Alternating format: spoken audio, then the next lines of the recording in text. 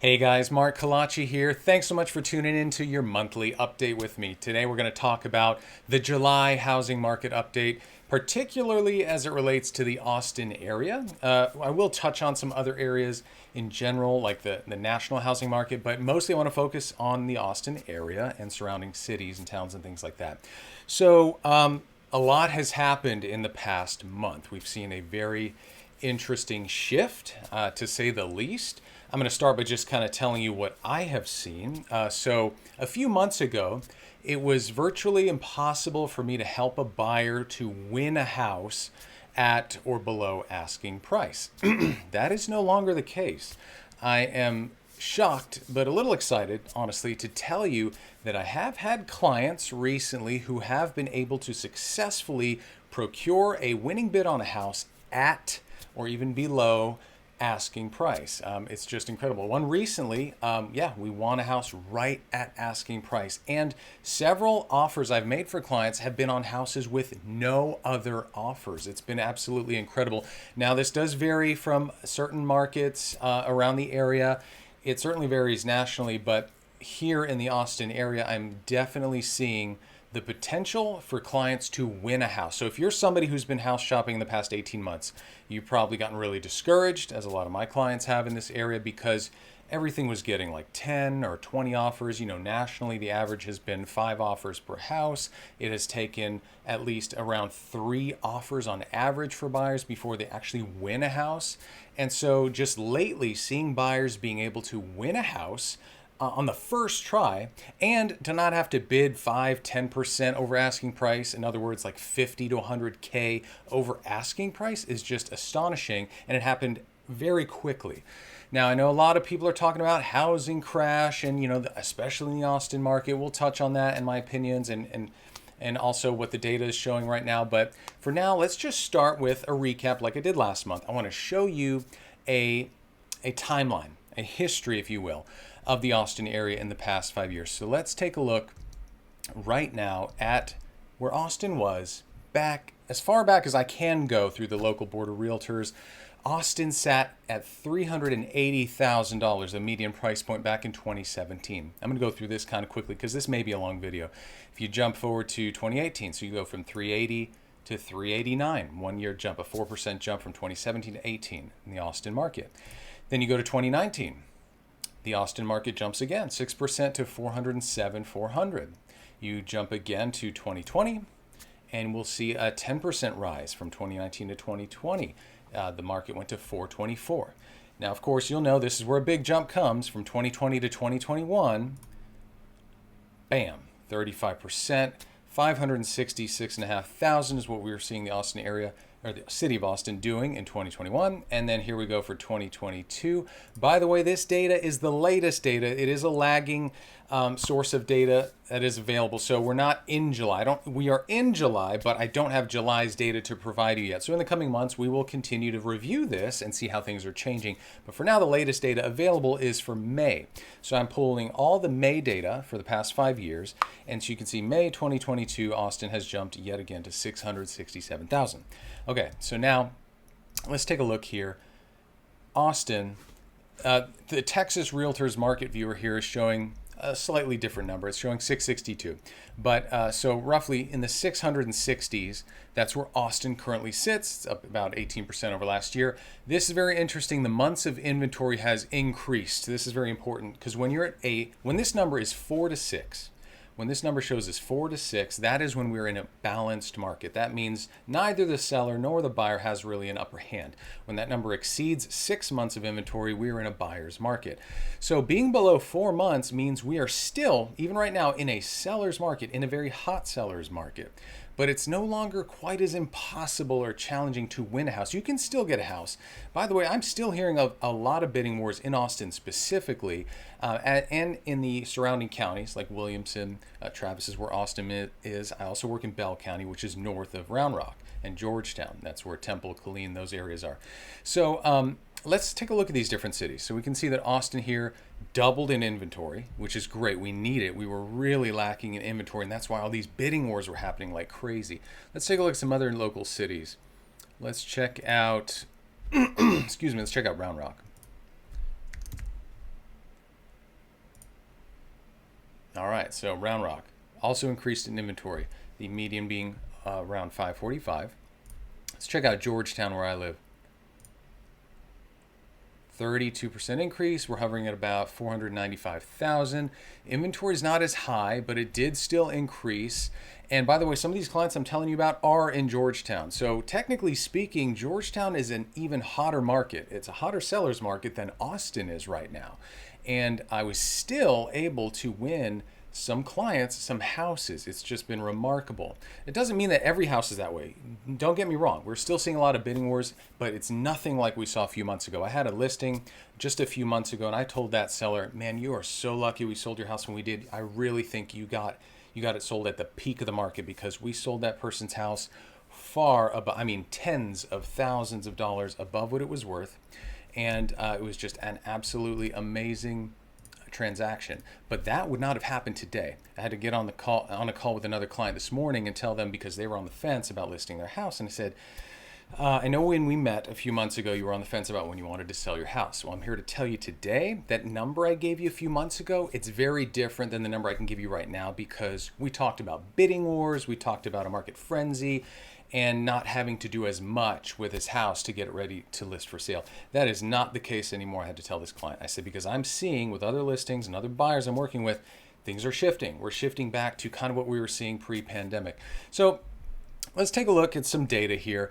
What I pulled here is the forecast from Zillow. Zillow does this really cool thing where they provide a forecast of what they believe the market's going to do over the next year. This data is their projection into the future about 1 year. Zillow thinks this column right here on the right is what Zillow thinks the percentage increase is going to be in a particular market or zip code by May of 2023. So super interesting. If we check out Austin, for example, here's an Austin zip code, 78701. Zillow believes that still, in spite of everything that's going on with the market shifting and cooling, Zillow still thinks we're going to see growth in Austin of about 6.9% over the next year, between now and next May. Personal opinion, I kind of agree with this. I know a lot of people are saying we're going to see a market crash. We're seeing something very different than what we saw in 2008. The market crashed because we had terrible loans. The past decade, we have seen the strongest book of loan mortgage business we have ever seen. And it's very unlikely that people who received loans over the past decade are going to be in any kind of loan trouble. And also, there's been a lot of equity built up through this crazy increase of prices over the past couple of years. So we're not in the same situation. We still are lacking inventory, although it is growing rapidly. And I'll show you some more data on that in a minute. But suffice it to say that Zillow here thinks over the next year, we're not going to see double-digit growth in the Austin area anymore, but we will still see growth. And that's what I've had to explain to some clients too, because they're always asking me now, like, is the market going to crash? Should I wait to buy? And the truth is, we don't know. But things are seeming to indicate we could potentially see some additional growth over the next year. I saw a Dave Ramsey TikTok the other day. He says, today is still the cheapest time to buy a house in the next 5 years, because a house is probably going to be worth, in his words, he says it definitely will be worth, but I'm going to use the cautious term and say probably. He says it's definitely going to be worth more in 5 years than it is today, because houses are not going backwards. And if you think about the stock market and the housing market over the long term, that is true. I mean, we have seen historically that these markets rise over the long term. So yes, it gets scary in the short term. Who knows? We might see houses dip a little bit or go backwards for a while. But over the long term, if you're in it for a while, if you've got that long-term mindset, you can probably expect houses will rise in the future. So anyway, Zillow here thinks almost a 7% increase next year. Let's take a look at the Georgetown zip code. Zillow thinks 8.8% increase over the next year. Let's look at Temple. I thought this was rather interesting. If I can pull it up here. Okay. Oop, wrong zip code. So it's funny because Austin has risen so far so fast that now it's not likely to rise as quickly, at least according to this Zillow data. So remember, it was showing a 6.9, I believe, percent increase in Austin, and then about 8.8% Georgetown. So that's Travis County, Williamson County. Now we're looking at Bell County, a zip code in Bell County for Temple, Texas. Zillow thinks 9.8% increase over the next year. So funny enough, Temple, which is about an hour, a little over an hour north of Austin, has more room to grow, according to Zillow. I tend to agree with that. I'm working with clients in all 3 counties, and I have seen prices are growing north of us in the Temple, Killeen area, but because they haven't gone so crazy over the past 18 months, there's still room to grow. So Zillow thinks, and I was agreeing with this even before I saw this data, Zillow thinks that the Temple area is actually going to grow faster than Austin for the next year. Almost 10%, it believes. So there are other zip codes here we can play around with. I'm just going to stop right there and move on to some other data here. So, all right, so let's talk about the housing market in general. The U.S. housing market in general, it has been cooling off. Interest rates have risen from, they were around 3% at the beginning of the year. Now we're close to 6%. Monthly payments have skyrocketed. If you were renting a house versus buying a house, it would cost you roughly $864 more a month to pay your mortgage than it would to rent a house. That number used to be about $600 of a month gap between owning and renting. So while we want everyone to own, some people just can't do it. They don't have the down payment, they can't afford the monthly payment, or maybe they don't have the credit qualifications, maybe they don't have some other reason. But basically, if you can buy a house, you are going to be experiencing a much larger monthly payment. And for a lot of people, it's painful. So the 30-year rates have increased. Currently, we're looking at about almost 6%, 5.81% here as of the end of June. The monthly cost of new mortgages on existing homes sold at median transaction prices more than 60% higher than a year ago. Although higher mortgage rates don't always drive home prices lower, they typically affect sales activity and drive down the rate of appreciation. So this goes back to kind of the data we're seeing. Until a few months ago, we saw the Austin area still in double-digit predictions of increasing over the next year. That's no longer the case. Now we're seeing single-digit appreciation. And I know some people are saying, well, I don't think that's right at all. I think we're going to see double-digit negative growth or depreciation. I would agree with that if we start to see a full-blown recession and a lot of layoffs. I have been seeing a lot of layoffs, especially in the tech industry.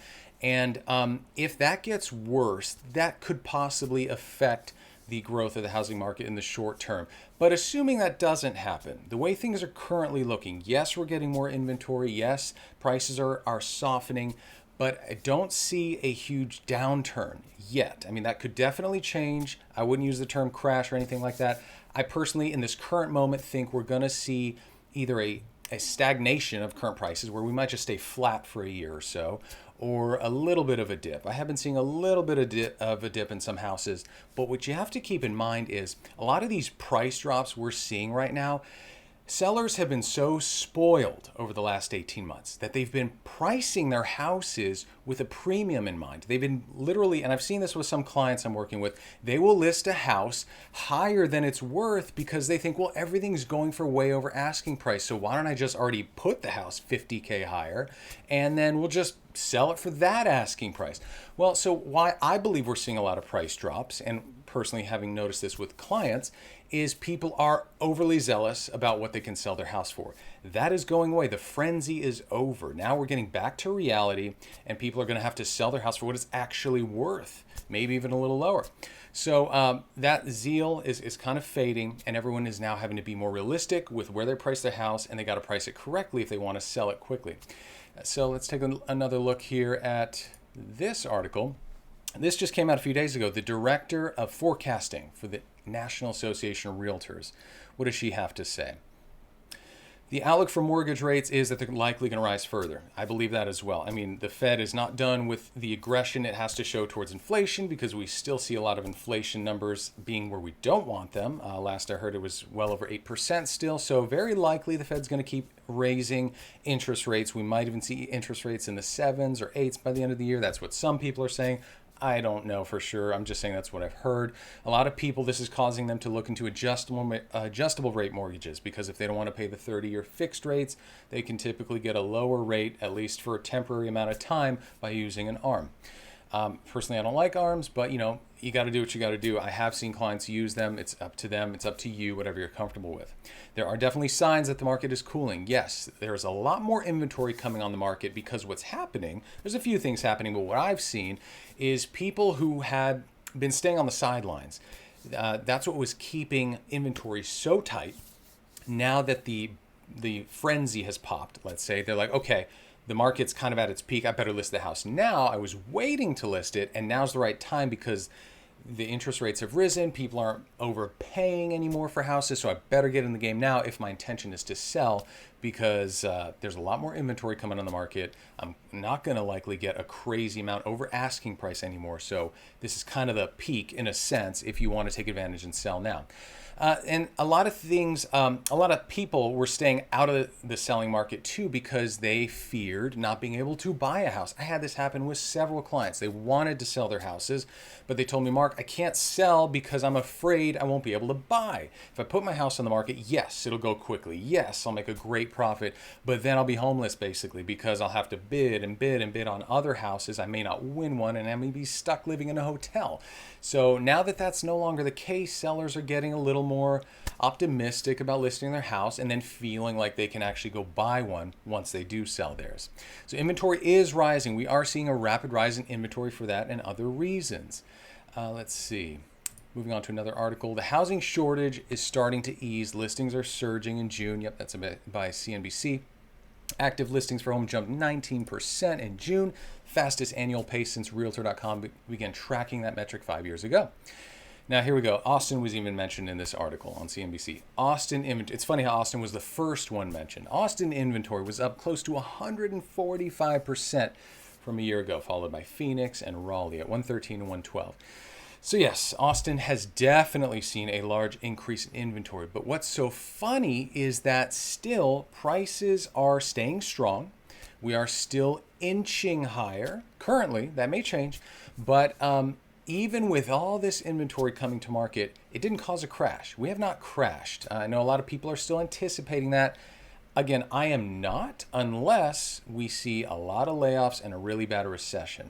Otherwise, I don't see a crash. I just see a deceleration in price growth, maybe going flat for a while, maybe even dipping back a little bit, like 5 to 10% for a while, but going higher in the long term. And that long term could even begin as short as a year or two after we start to dip. Most bear markets, we've had 14 bear markets since World War II. It takes generally about 2 years to recover from the start of a bear market. So if you apply that to real estate, which I'm not saying you can, I'm just saying from a stock market perspective, it takes about 2 years to recover.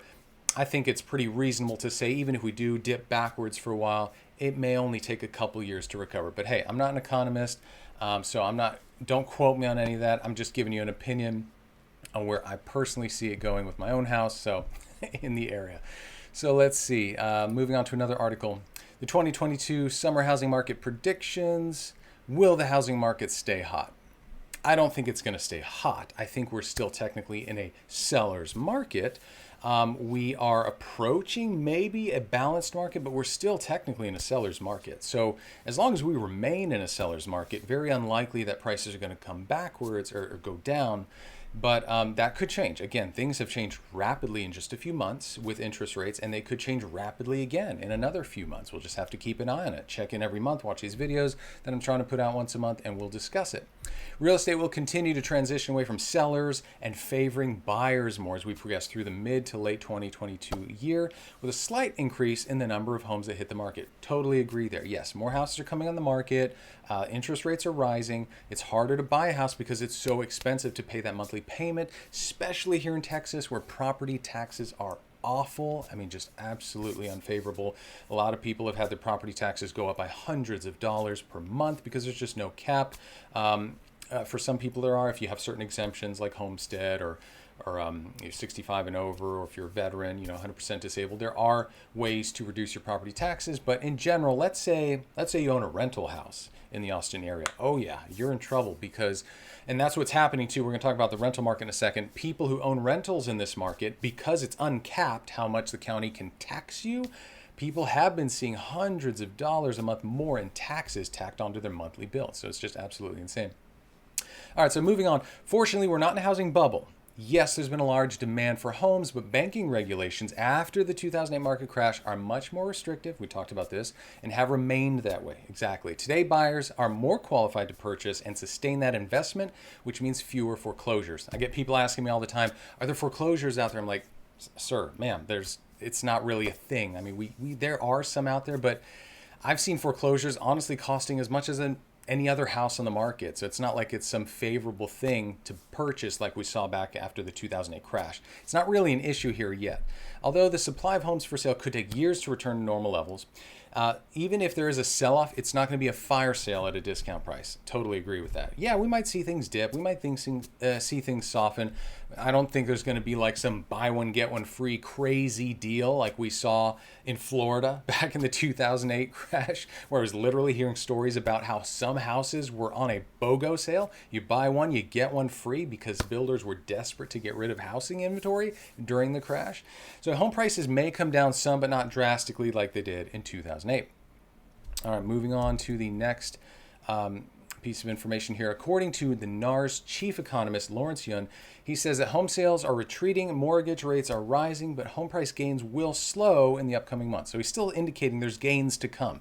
By December, year-over-year home price appreciation could only be in the mid-single digits from 4 to 7%. Totally reasonable, what we probably want to see year over year, but of course the last couple of years we've been seeing double-digit growth. But he's saying that we could return to something more normal, like a 4 to 7% annual appreciation rate. What's more, he says, is if inflation turns ugly and the Fed has to be even more aggressive, then we could see mortgage rates top 7%, and that could halt home price gains. Very true. So as we were talking about, if a recession hits, if there's more layoffs, or if mortgage rates continue to rise dramatically, that could certainly put a damper on growth and might halt things, maybe cause things to go backwards a little bit. As of this time, there's no crash. So I know there's a lot of YouTubers out there, a lot of people putting content out there, clickbaiting you into the market crash. I'm not here to do that because I don't really care if you watch this video or not. I'm actually making this video for my clients. So I like to share these videos with my clients. So if you watch it, great. I appreciate you giving me a like and subscribing. Otherwise, hey, I'm just glad you're here taking a look. I don't really care about clickbaiting you. That's not what I'm after. I just want to share some honest opinions, some honest data, and not try and give you some scare tactics to make you watch videos like so many people out there are doing, and it's so annoying, by the way. So according to Realty Austin, who got this data from the Austin Board of Realtors, here's some data we're seeing. Listings increased by 18.8% over the last year. As we saw in another article, 146% increase in listings over the past year. The months of inventory has more than doubled. Pending sales declined. Home sales declined. Median sale price still rose almost 20%. Setting another record in April 2022, and homes still are selling quickly. They spend about an average of 15 days in the market. And look at this, and continue to sell over the asking price at an average of 105%. So think about that. If you've got a $500,000 house and it sells for, oh gosh, I hope I can do math right now. Hope I just did that right. 5%, okay, I'm going to do it backwards. 5%, there you go. So 5% over asking, that's 25K. So think about this. The average house has been selling for, if it's a 500K house, 25 grand over asking price on average. Well, those days are numbered for sure. If interest rates do continue to rise, the market continues to cool, we will see less and less of that. But again, there's pockets where you're still going to see it, and there's pockets where you won't. There are places around the Austin area that were never that crazy, even during the past 18 months. I have seen teardowns sell for way over asking, and I've seen, regular houses sell for under asking. This is just an average, but on the whole, we're going to see things get less crazy. We're going to return to some semblance of normalcy. All right, so now let's talk a little bit about the rental market. So as this housing market continues to be crazy, and as the inventory keeps rising, as rates keep rising, what is going to happen to all the people who want to buy but suddenly can't? They're priced out. So while the market may be cooling, if you're looking to purchase a house, what is heating up now is the rental market. And why is that? Well, because if you wanted to buy a house but suddenly you can't, now you're forced to look for a rental house. So what's happening here is all the people who wanted to buy, they're now looking to rent, and we're having this madness of bidding wars, so to speak, on rental houses. And I have seen this with rentals as well. Different clients who are trying to get their houses rented.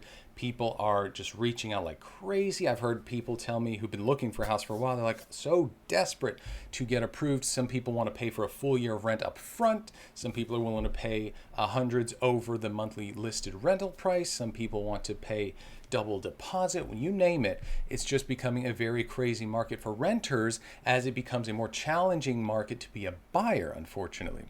This article I pulled up, I think it's from Raleigh or the Raleigh area, but just to give you an idea, if a house has been for sale or 2 weeks or more, the buyer will most likely not have to pay above asking price to win it. Great. That's talking about how the market is cooling. Let's see where it's talking about the rentals. Homes are priced correctly and they're still selling relatively quickly when compared to historical data. However, not as quickly as at the beginning of the year. Yep, totally agree with that. I'm seeing that here as well. But here we go. Rents are still rising. So rents are still rising because if you're not able to buy and you wanted to buy, you have to go rent in some cases. And then you're up against competing renters who also may have been in the same situation as you. So we're going to have this problem of rental houses and rentals getting extremely competitive. And it already is happening. Frustrated house hunters are giving up on buying only to face an expensive rental market. Not only expensive, but super competitive. People are getting burnt out on buying. Here we go from NPR. Renters in some areas like Austin, Texas find themselves in bidding wars. Check this out. Adding housing to the list of things that got more expensive last year. Rentals, excuse me, let me start again. Add housing to the list of things that got more expensive last year. That's trickled down to the rental market. Prospective renters in some areas like Austin, Texas have found themselves in bidding wars for rentals. So this is a dialogue. Our realtor was basically saying the trends were going that people were bidding maybe 200 or 300 over the monthly rent. That was shocking. Yeah, absolutely. That's shocking. It's shocking to me too.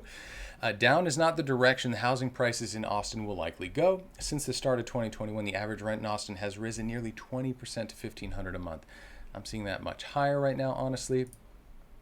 NAR forecasts that the house prices may continue to moderate in 2022 to perhaps a 6.6% growth, although Zillow is forecasting a 13.9% increase in the next 12 months. So renters are still waiting for rental prices to drop, but NAR predicts rent prices will rise faster than home prices. Yeah, exactly. At a 7.1% clip in 2022.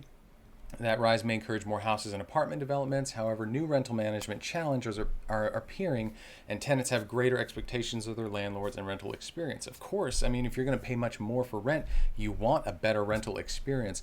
Unfortunately, what I've seen too is that's not the case. I mean, we got a situation where property management companies are saying, take it or leave it. We've got a dozen renters right behind you who will take the property as is.